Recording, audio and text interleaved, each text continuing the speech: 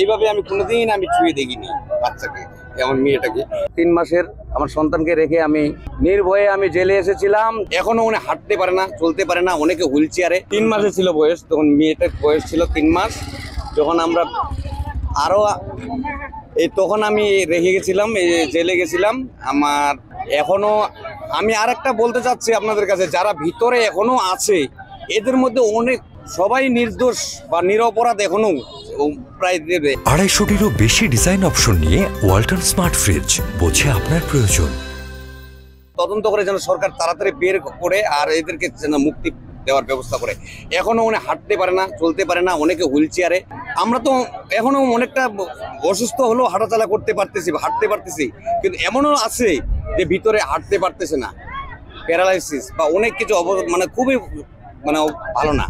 তাদেরকে যেন ছেড়ে দেওয়া হয়, এটাই আপনাদের মাধ্যমে আমি সরকারকে অনুরোধ করি। যদি না ফিরতে পারি আমাকে মাফ করে দিই। এই যে আমি চলে এসেছিলাম করে দিয়ে। চোখে দেখছেন হয়তো 3 মাসের পর থেকে, এখন এই যে ছুঁয়ে দেখতেছেন,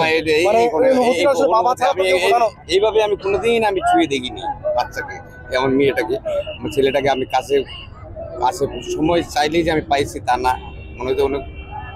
এটাই এখন আমি কাছে পেয়েছি। হ্যাঁ, আমার নাম, আমি সৈনিক মনসুর আলী, 24 রাইফেল ব্যাটালিয়ন। ছাত্র জনতা প্রাণ দিয়েছে, তাদের আত্মার মাগফিরাত কামনা করি।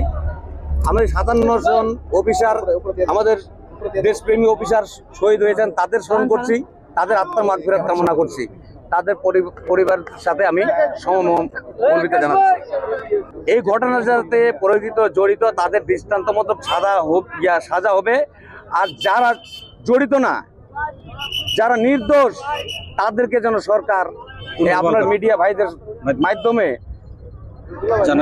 জানিয়ে দেওয়া হয়। 16টা বছর এই জেলের ভিতরে থাকা একটা, আমি আমার 3 মাসের আমার সন্তানকে রেখে আমি নির্ভয়ে জেলে এসেছিলাম, যে আমি কিছু অপরাধ করি নাই, নির্ভয়ে এসেছিলাম, কোনো অপরাধ করি নাই।